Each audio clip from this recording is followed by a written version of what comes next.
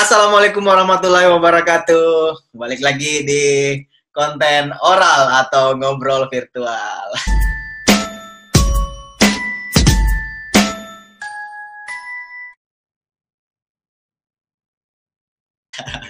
Nah, hari ini saya bakalan ngobrol lagi sama teman saya secara virtual. Dan yang saya undang ini untuk membalas dari episode yang pertama. Di episode yang pertama itu kan saya undang teman saya yang sudah dosen dan saya ngobrol soal bagaimana sih dia ngajarnya selama masa pandemi ini, kuliah online itu dia seperti apa ngajarnya.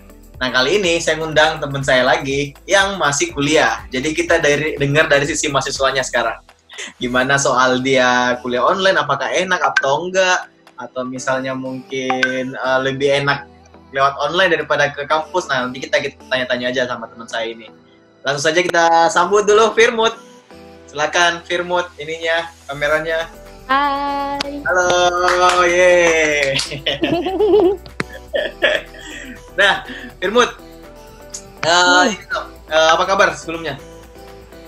Alhamdulillah baik. Alhamdulillah. Posisi di mana sekarang? Di Makassar. Kayaknya di Jakarta ya? Yoi, di Jakarta. Iya dong. Nah, Firmut, kenalin dulu dong sama teman-teman. Nama lu siapa? Dari mana? Kuliah di mana? Jurusan apa? Kenalin dulu dong. Oke, nama aku Vira Malibia dari Universitas Brawijaya. Sekarang semester 6 di Fakultas Ilmu Sosial dan Ilmu Politik, jurusan Ilmu Komunikasi. Jadi kalau sebenarnya nih... Tapi asalnya dari Makassar. Dari Makassar. Sebenarnya kalau saya ngobrol kayak gini soal jadi MC tuh kayak apa ya, malu sama anak ilmu komunikasi sih. Sayang malu. Takut dikomentarin jelek cara bawain acaranya gitu.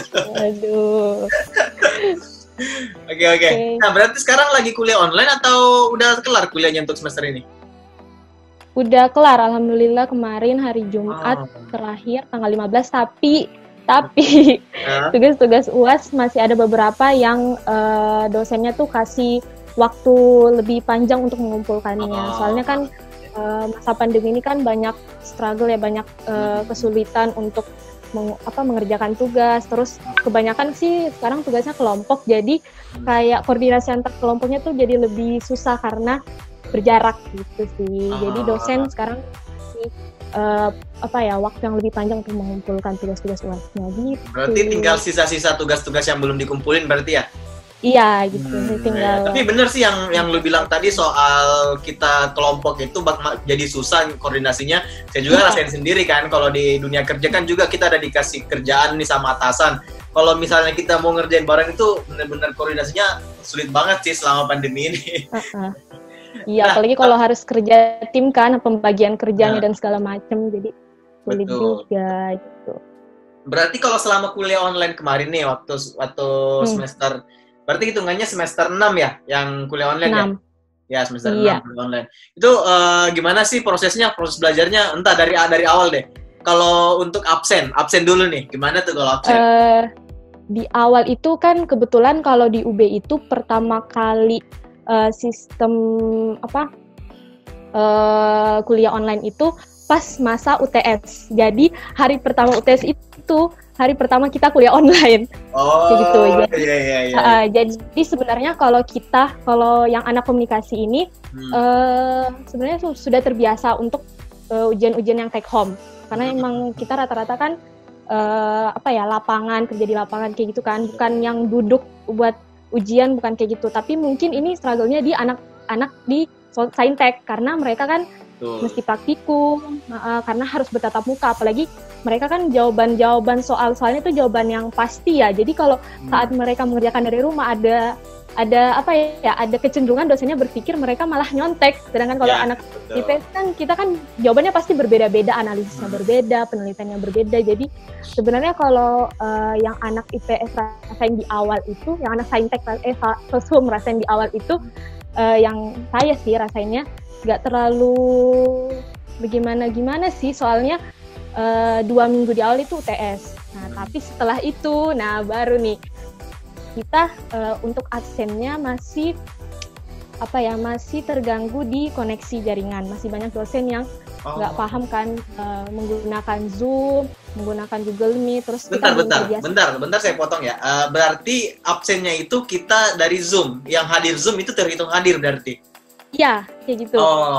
I see. Jadi, nah terus gimana tuh kalau dosen-dosen yang nggak tahu soal pakai Zoom dan segala macam? Nah itu ada juga beberapa dosen yang minta saran dulu ke mahasiswanya. Ini enaknya kalian mau pakai Zoom atau Google Meet.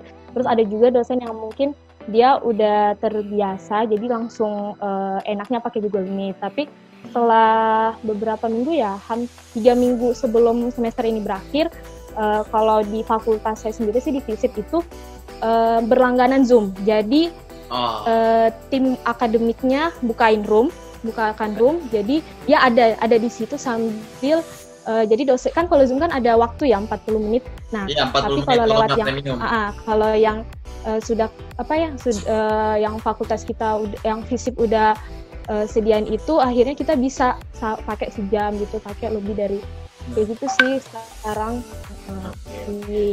dikoordinasiin sama fakultas. Tapi kalau buat dosen-dosen yang udah paham itu bisa mandiri, jadi dosennya yang sendiri yang handle gitu. Berarti bisa dibilang tapi mayoritas dosen udah pakai aplikasi Zoom atau Google Meet ya? Sebagian besar. Iya, mayoritas. Bahkan kemarin tuh ada yang pakai podcast. Jadi dosennya mungkin karena kan di rumah tuh agak sulit banyak gangguan dari anak lah, datang tamu lah, terus segala macem. Jadi banyak itu benar-benar sering terjadi, kayak dosennya lagi ada di kameranya terus tiba-tiba anaknya dateng. Jadi kayak agak lucu juga kan. Nah, akhirnya waktu itu saya senengnya juga sih waktu itu yang pakai podcast gitu dosen saya. Jadi kita bisa dengerin berulang-ulang kan. Jadi materinya dia direkamin aja. Jadi kita tinggal dengerin kayak gitu. Karena dia nggak sempet buat karena kan waktunya juga dan segala macam gitu. Berarti by voice ya, tapi untuk yang podcast ini kita nggak bisa kasih feedback kayak nanya juga, soalnya kan ini cuma direkam kan. Itu doang berarti kekurangannya ya. Paling medianya Google Classroom sih, tapi ya gimana ya, mahasiswa biasanya cuma dengerin doang, bahkan mungkin ada yang nggak dengerin, jadi nggak feedbacknya di Google Classroom tuh masih kurang maksimal juga gitu. Berarti yang tadi balik lagi di awal yang sistem ujian, berarti kalau ujiannya itu UTS atau UAS by soal kah atau gimana? Apa langsung tatap muka atau gimana sih kalau misalnya online online ini? Ini kalau yang aku rasain sih ya, yang aku rasain karena mungkin semester 6 banyaknya penelitian, banyaknya tugas yang harus kelompok kayak gitu. Jadi rata-rata kita disuruh, rata-rata ini tugasnya menarik sekali juga tentang COVID. Jadi kita rata-rata disuruh survei tentang COVID, analisis tentang COVID yang berhubungan sama jurusan kita, sama jurusan komunikasi kayak gitu. Jadi rata-rata tugas analisis sih, tugas penelitian. Jadi kita juga wawancara orang juga via daring untuk cari referensinya juga via online dan segala macam. Pokoknya semua dilakukan via daring. Mungkin kesulitannya di situ, pembagian tugasnya sesama kita mahasiswa sih. Ya, yang gua tangkap berarti tugas-tugas untuk ujian UTS UAS ini bukan tugas. Jadi ujian UTS sama UAS ini kebanyakan dialihkan sebagai tugas berarti ya? Tugas, iya, benar sekali. I see. Mungkin itu juga karena kebetulan anak komunikasi sih emang kayak gitu. Tapi mungkin itu balik lagi tergantung jurusan masing-masing juga, apalagi anak-anak yang praktikum, anak-anak yang saintek yang biasanya sit in di kelas ujiannya, mungkin itu agak kesulitan juga dosen-dosennya untuk mengalihkan ujian-ujiannya mereka. Itu sih yang saya dengar dari teman-teman ya, gitu. Tapi bener ya, sekarang zamannya apa-apa dibahas soal COVID. Saya aja kerjaannya tuh sekarang data-data COVID. Benar-benar sampai kalau aku sendiri sih sampai bisa membedakan mana berita hoax, mana yang berita fakta, sampai tahu di mana sih kita bisa cari berita-berita fakta, karena itu juga sih tuntutan dari tugas-tugas juga yang harus benar-benar harus berdasarkan dari fakta itu. Oh iya, karena enaknya juga anak ilmu komunikasi inline banget ya, soalnya kan lagi marak nih berita, apalagi kan inline dengan ilmu komunikasi nih, jadi banyak topik yang bisa kita bahas. Iya. Terus dosen kita juga kayak mengarahkan kita buat ya udah cari beritanya itu yang fakta, karena soalnya sekarang lagi banyak hoax. Jadi saya pun sampai muncul di grup WA keluarga untuk mengingatkan, itu hoax tante, itu hoax om, kayak gitu. Iya, karena sebenarnya banyak kan portal berita dari pemerintah yang fakta, cuman masih kurang terdengar sih sama masyarakat, gitu sih. Ya, betul. Baguslah, karena makin dari tugas ini bisa kita dapat juga, bagi kita yang di luar anak ilmu komunikasi ini bisa tahu juga soal itu. Tapi kalau misalnya dari pembelajaran nih, dari masa perkuliahan, kalau saya sendiri nih ya, orangnya itu nggak bisa paham apa yang apa yang dibilangin dosen, kalau nggak sambil langsung dijelasin sama dosennya, dan bisa menjelaskan. Kalau ada sesuatu yang saya nggak tahu, paling itu saya langsung nanya atau nanya ke teman saya, tadi maksudnya gimana ya? Kalau nggak gitu, sama sekali saya nggak masuk nih. Betul, kalau saya kayak gitu. Nah, kalau Firman gimana nih? Kalau misalnya selama perkuliahan kemarin? Oke, sama. Aku juga tipenya orangnya visual, jadi kalau mau ingat pelajaran itu harus mengingat gerak. Oh, waktu itu gerak dosen itu kayak gini. Betul. Dia ngejelasin waktu ini kayak gitu kan. Kayak pada hari ini dosennya kayak gitu kan, iya kan. Betul, sama. Betul. Jadi saya sebenarnya juga kesulitannya di situ. Apalagi ada beberapa tipe anak juga yang kayak gitu. Jadinya ya itu agak miss juga penjelasan dari dosen. Terus apalagi kalau di rumah kan itu beda sama kalau di kos, kita benar-benar sendiri dalam kamar. Tapi kalau di rumah itu, nah ini kadang tiba-tiba mama manggil, kayak apalagi kalau aku sendiri lupa ngasih tahu kalau aku lagi ada kelas, pas tiba-tiba di kamar tiba-tiba manggil, atau tiba-tiba lewat di belakang kita, terus tiba-tiba adekku lagi ketawa gede, kayak gitu sih. Banyak struggle di itunya sebenarnya, kayak jadi miss juga. Nah itu sih sebenarnya agak kesulitan. Kalau mau dibilang kita juga sebenarnya nggak bisa menyalahkan dosen juga, nggak bisa menyalahkan siapa-siapa, karena ya udah emang keadaannya nggak nyangka juga kan bakalan begini. Pasti dosen juga udah mengemas semua materinya dengan baik, sudah ada sudah ada RKPS-nya sampai akhir semester, tapi ya karena ini keadaan ya. Gitu. Jadi gimana lu atasin buat lu bisa tetap ngikutin pelajaran, gimana dong? Kan dulu katanya tadi terkendala tuh. Iya benar.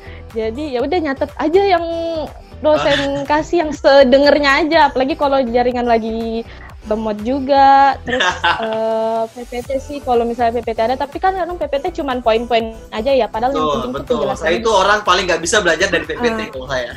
Iya sama. Kalau cuman baca doang nggak bisa, harus ada penjelasannya juga. Kayak gitu sih. Untuk mengatasinya paling nanya teman, tapi biasanya juga teman gak nyatet juga. Jadi ya serba salah juga gitu. Intinya yang saya ambil nih berarti emang karena kondisi ini benar-benar nyusahin banget sebenarnya nih, apalagi orang-orang kayak kita yang cuma bisa dengar cuma bisa paham secara visual kan. Iya. Visual anak. Tapi selama kuliah online tadi lu bilang kadang tuh ada lewat orang tua, jadi yang lain pada ketawa. Nah, tapi hal-hal unik apa lagi sih yang ada kalau selama video conference kayak gini? Dari dosennya, mungkin dosennya juga tiba-tiba kan keluarganya muncul, terus kita ketawa. Terus ada juga teman saya waktu itu lagi di atas mobil. Oh, jadi sambil keluar sambil kuliah. Ya itu rada-rada nggak sopan juga sih sebenarnya. Mungkin keadaannya orang tuanya, ayo ke pasar, ayo ke sini, nggak bisa juga kan nolak kan. Jadi akhirnya mau nggak mau kayak gitu. Aku juga kadang tiba-tiba lagi di ruang tamu kan, misalnya adekku di kamar semua, aku di kamar, jadi aku cari tempat yang paling hening. Ya udah bisa di ruang tamu. Tiba-tiba ada tamu yang datang, bukan lagi ke ini lagi materinya kepotong lagi. Jadi itu sih sebenarnya hal lucunya. Atau tiba-tiba adekku tiba-tiba ketawa, terus kita ngapain tuh aku bahkan pernah di dapur saking untuk supaya kondusif kan, jadi supaya nggak terganggu sama yang lain. Iya, supaya nggak terganggu sama yang lain. Terus itu bukan waktu kuliah sih, itu waktu rapat online kan, anak organisasi kan, rapat online. Fir, kamu di dapur ya? Iya, biar nggak ribut gitu.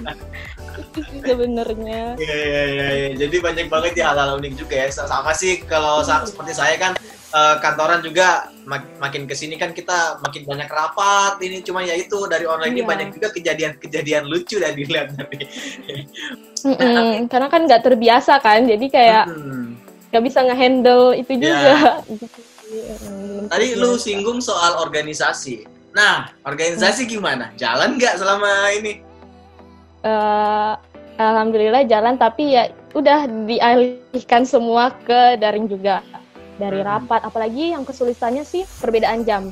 Kan kita kalau di Malang kan sama semua nih WIB.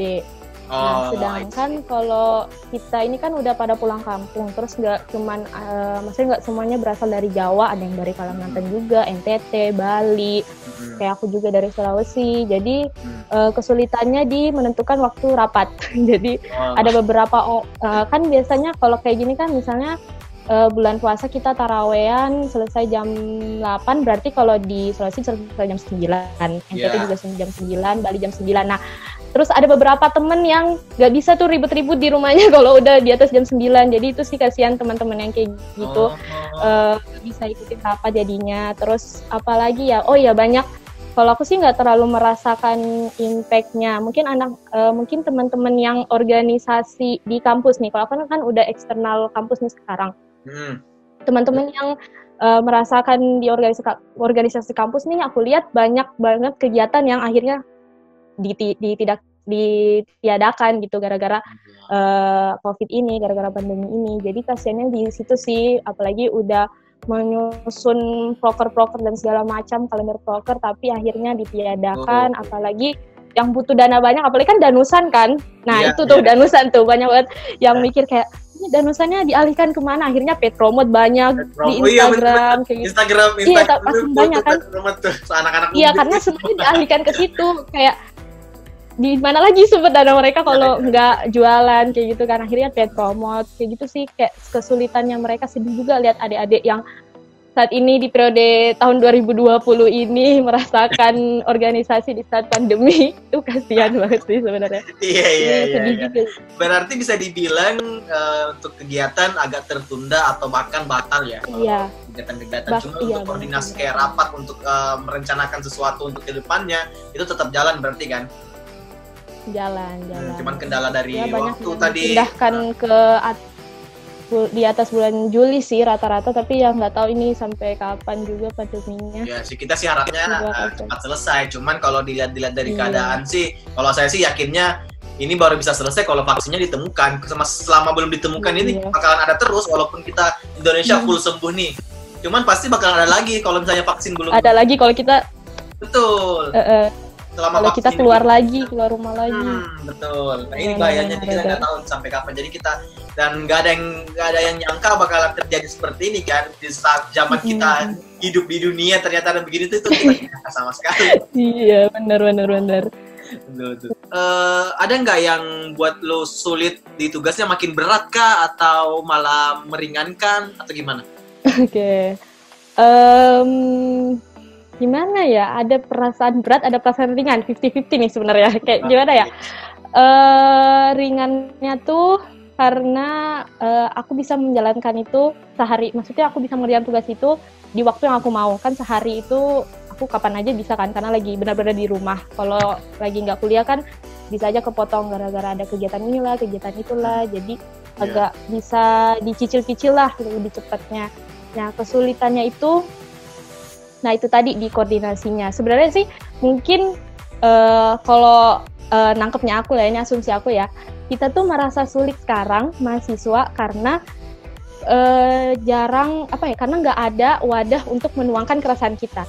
Kan biasanya tuh kita kalau misalnya lagi resah-resah tugas tuh kita ngumpul dulu sama teman-teman, nongkrong, terus ngobrol di kampus, curhat-curhatan, kan itu kan kayak keresahan kita kan terkeluarkan ya kan. Lebih ke psikis kita berarti ya yang efeknya ya. Iya sebenarnya kalau aku lihat nih, kalau aku lihat dari tugasnya sebenarnya ini sama aja. Kalau UAS, kalau setelah UTS tuh tugas tuh emang kayak gini, kayak makin numpuk, makin banyak praktik dan segala macam, emang kayak gini sih polanya sebenarnya.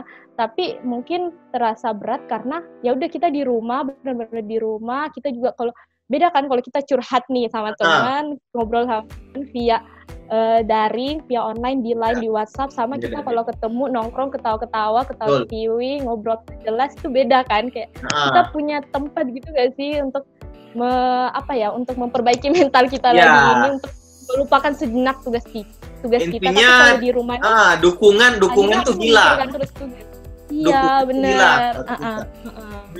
Iya benar sih. Mungkin kalau saya zaman kuliah juga sih kayaknya ngerasain itu juga, soalnya saya orangnya anak nongkrong banget kan.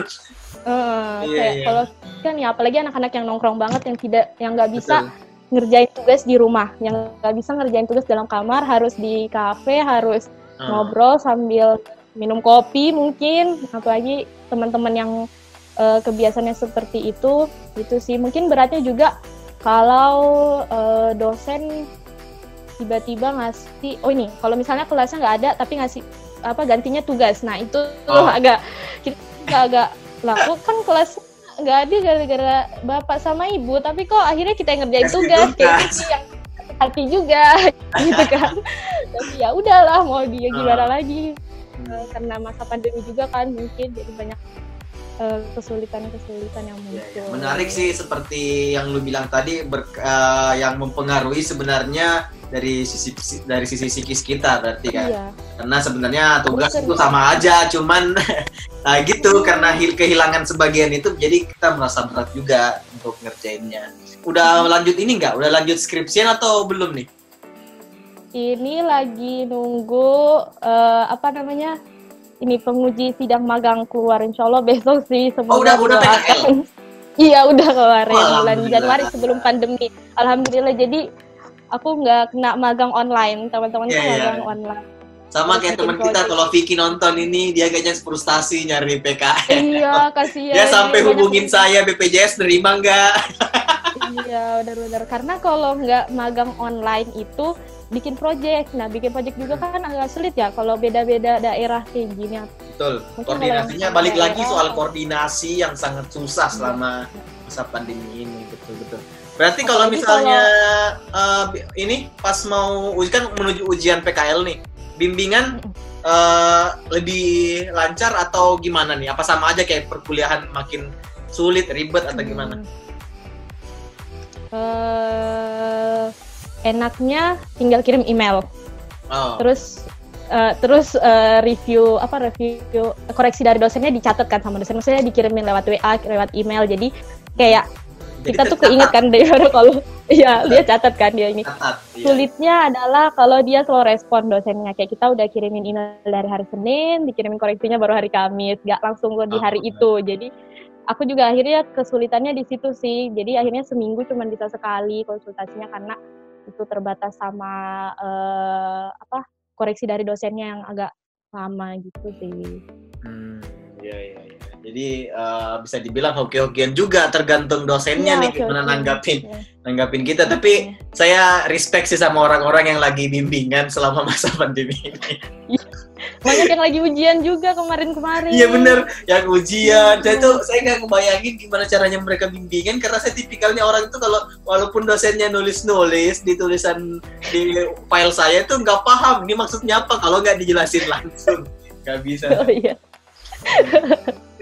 Respect. Tapi sedih juga ya, nggak ada seremonial kayak setelah sidang gitu. Nggak ada, benar-benar di rumah sendiri. Ya paling seremonialnya, alhamdulillahnya ada Instastory itu ya. Jadi teman-teman yang sudah menjalankan ujian kemarin merasa berbahagia karena diucapkan, karena banyak yang ngucapin, itu sih sebenarnya seremonialnya di situ. Tapi momen hilang ya, momen foto-foto itu jadi hilang. Sedih juga sih. Hilang banget. Sampai kalau misalnya teman saya yang di Bandung, ada yang di Bandung teman saya itu sampai di cancel wisudanya, diganti jadi wisuda online tuh lebih parah sih. Karena kan wisuda itu cuma sekali setahun dan itu benar-benar momen dimana kita bisa lihat orang tua kita bahagia banget dan kita nggak bisa ada di momen itu tuh, kasihan banget juga. Apalagi nunggu 4 tahun untuk wisuda, nunggu tahun-tahun buat wisuda, terus nggak ada. Aduh, ini benar-benar jadi cerita hidup. Apalagi kalau yang wisuda yang ujian skripsinya online. Lama dulu ujian skripsi online. Aduh, itu kayak cerita banget gak sih? Aduh, iya bener ya, pasti 10 tahun ke depan ini bakalan jadi cerita unik nih ke anak-anak kita nanti nih. Ya, apalagi yang batal-batal nikah. Oh iya, kakak saya termasuk. Oh iya. Iya kan? Kandung saya itu, kakak saya gagal. Udah cetak-cetak undangan. Alhamdulillah dia belum. Jadi pas mau cetak, langsung tuh corona. Batal. Oh iya. Bener. Jadi semua pada kena, intinya pada semua kena efeknya sih. Kalau mahasiswa kan banyak momen yang hilang, banyak terkendala dengan soal pembelajaran atau perkuliahan. Kita juga ya, angkatan saya ini, angkatan 2015 kan rata-rata lagi strugglingnya nyari kerjaan nih. Kasihan juga, perusahaan pada tutup juga untuk rekrutmennya, jadi nggak ada, jadi tertunda juga untuk mendapatkan pekerjaan. Dimana kan kita butuh penghasilan juga pastinya kalau udah lulus kan. Iya benar-benar. Hampir semua dibilang semua lini kena lah dari wabah ini. Oke, kalau misalnya ini untuk terakhir nih, selama pandemi ini kuliah online lebih enak mana? Kuliah online atau kuliah langsung? Terakhir nih. Langsung itu fix, langsung kuliah langsung. Fix kuliah langsung. Pertama ya udah dari materi-materinya tadi nggak tersampaikan, dari tugasnya, koordinasinya sama teman-teman. Oke lah, kalau mungkin tugasnya semua mandiri, ini kalau tugasnya kelompok juga kesulitan. Terus kehilangan sosialisasi, kehilangan organisasi juga, itu pokoknya via daring ini sangat tidak mengenakan untuk apalagi anak-anak yang suka bersosialisasi kayak saya, yang kalau bagi saya sih ketemu orang tuh energi gitu loh, kayak betul, saya banget itu. Tapi kalau nggak dapet itu jadi kayak lemes di rumah, kayak gimana ya, makanya itu sih pokoknya lebih enak real. Dunia nyata daripada dunia. Andaikan saya berada di posisi mahasiswa sekarang, yang paling saya rindukan itu satu, ketemu teman-teman itu aja. Ya, itu aja kan. Bener. Karena selama saya kerja tinggal di kosan sendiri, jarang nongkrong itu bener-bener beda sih. Beda kayak waktu kita kuliah sering ketemu teman-teman, itu makin semangat buat hidup. Jadi energi ternyata ya. Betul sekali. Nah, oke. Jadi intinya kesimpulannya salah satu mahasiswa ini lebih enak kuliah langsung dibanding daring. Jadi bisa dibilang sih mewakilkan semua yang lain sih kalau menurut saya. Iya. Banyak kan keluhan di komentar-komentar netizen. Iya. Saya yakin sih semua pada setuju kalau lebih enak kuliah langsung daripada kuliah online sepertinya. Sama aja sih saya juga. Pengen libur kuliah. Betul. Banyak yang mau pengen libur kuliah, ternyata pas libur sepanjang ini nggak enak juga kan ternyata. Betul. Baru terasa nggak enak ternyata. Betul.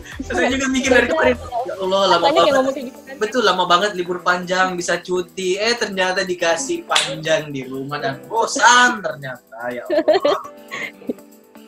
Oke lah, jadi thank you nih udah sharing-sharing bareng kita semua soal dari sisi mahasiswa. Soalnya kan kemarin dari sisi dosen udah tuh, dari sisi dosen ternyata banyak mahasiswa yang curang dan segala macam. Iya benar. Iya. Oke lah, jadi kita dengar dari dua sisi. Tapi sebelum saya tutup nih, kembali lagi di segmen oral ini, di akhir kita harus ceritain satu pengalaman memalukan lo. Karena kenapa? Gue suka banget dengar orang tertindas. Aduh. Coba dong satu aja. Ini pas aku dikasih tahu kalau harus ceritain pengalaman memalukannya, aku sampai survei loh ke orang-orang karena aku lupa. Karena saking lupanya aku nanya, "Tuh abis ngapain sih yang memalukan teman-teman, guys? Tolong dijawab." Tapi aku dapat satu jawaban dari sepupu aku. Tapi aku lupa sebenarnya nih, aku lupa. Iya, apa tuh? Saya siap mendengarkan dan tertawa. Ini dari sepupu aku, ini waktu aku SD sih sebenarnya. Waktu aku SD apa SMP ya, lupa.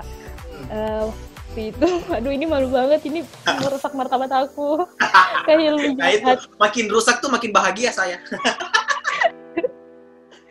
Jadi waktu itu aku pergi sama sepupu-sepupu aku. Oke. Gak tau lupa kemana. Jadi kita naik mobil. Terus tiba-tiba aku tuh jalan kentut. Di mobil tuh aku kentut. Terus itu bau, benar-benar bau.